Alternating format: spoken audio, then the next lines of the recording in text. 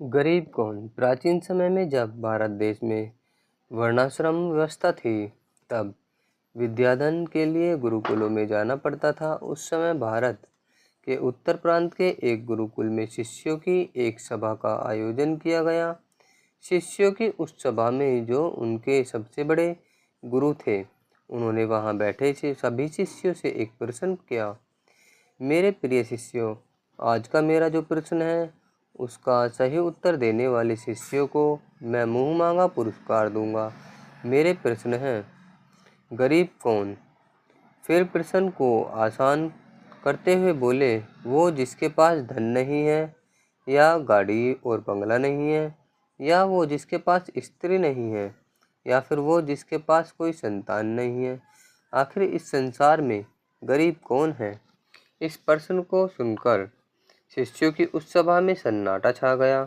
एकाएक एक शिष्य उठा और गुरुजी से बोला, गुरुजी, आज्ञा हो तो मैं उत्तर दूं। गुरुजी ने अनुमति दी तो उस शिष्य ने बताया कि गुरुदेव, जिसकी तृष्णा का अंत नहीं है, वो व्यक्ति गरीब है। गुरुजी मुस्कुराते हुए बोले, बच्चा बैठ जाओ, हम आपके उत्तर से सहमत नहीं हैं। सभा में दूसरा शिष्य उठा। उसने गुरुजी से आज्ञा ली और बोला, जिसके पास गाड़ी और बंगला नहीं है, वो व्यक्ति गरीब है। गुरुजी ने भौहें तानकर ऊंची आवाज में बोले, गलत गलत। इसी प्रकार बिल्कुल गलत। तीसरे शिष्य ने जवाब दिया, गुरुदेव, जिसके पास बीवी और बच्चे और पैसा नहीं है, वह व्यक्ति संसार में सबसे गरीब है।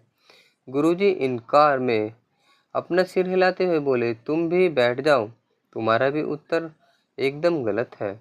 सभा में मौजूद शिष्यों में अब खलबली मच गई। सारे शिष्य उस प्रश्न के सही उत्तर जानने के लिए ललायित हो उठे।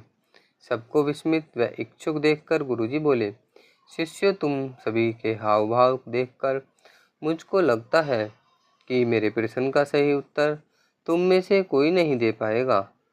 सभी शिष्यों ने एक साथ पूछा, गुरुजी, आखिर इस प्रश्न का सही उत्तर क्या है?